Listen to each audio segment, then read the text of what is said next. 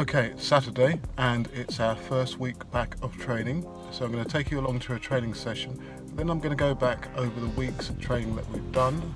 That's 3 to 4 sessions, and explain some of the things that we do and why we're doing them at this part of the season. So today's session is going to comprise of basic drills, acceleration runs, bounding and some tempo runs. You're going to see more of these drills later on in the video. We use them for balance, stability, technical positioning and so forth. After the basic drills, it was on to some running drills performed with the hands on the hips. These are great for posture and leg action. To run fast, you really need to get the feet in the right position when accelerating and then bring the heel through to the front of the body when getting to near top speed. Next up, it was a unit of plyometrics, and at this stage of the season we tend to concentrate on shorter distance plyos, bounds and more takeoff drill actions, as these are slightly less intense than full-on bounding, for example. You'll see quite a few near straight leg versions. This one combines 3 straight leg hops with a swing forwards onto the other leg, a step for a further 3 hops. Continuing the triphasic theme of training that I'm implementing this year, we then followed up with some double-footed jumps into an isometric eccentric held position. These were very tough. 2, 3, the idea is to spot the landing, to control the eccentric movement, hold isometrically and then to power forward concentrically into another jump. All the group sessions contain some variation of concentric, isometric, eccentric and plyometric actions. So we finished the session with some tempo runs. These varied between 3 to 6 repetitions depending on the group member. The idea was not to develop lactate, or too much lactate, so that they were recovery orientated and not developing specific anaerobic fitness. What you don't want is to increasingly tire the body at this stage. You want to remain fresh enough to train again.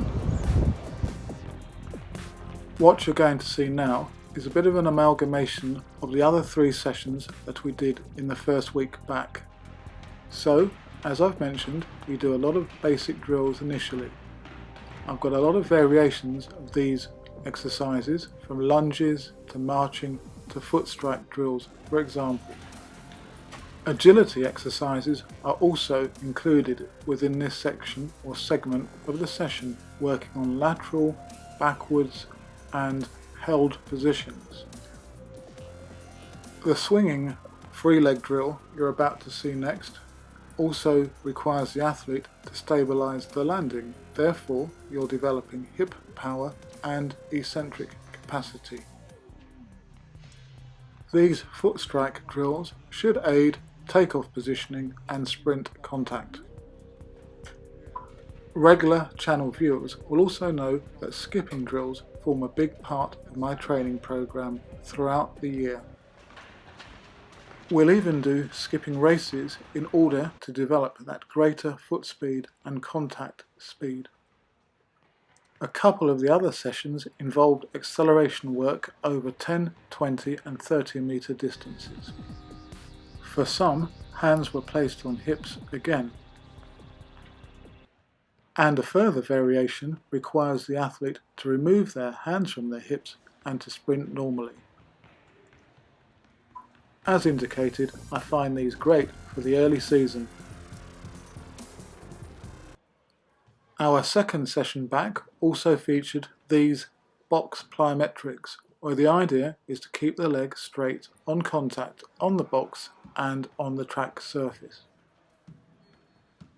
The idea is to transfer from one contact to the other, keeping the hips high and not trying to generate too much power. The idea is to bounce.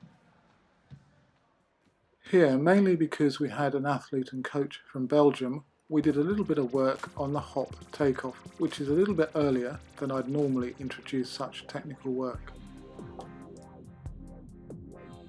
And here's some action from another one of our sessions where we run to a local road hill and do some acceleration runs and some longer, more speed endurance efforts. But as this was only the first session back, it was pretty easy. As you can see, we also do some drills up some steps on the road bridge. Back at the track, it was time for some Swiss ball exercises. These will feature various core, hamstring and balance movements.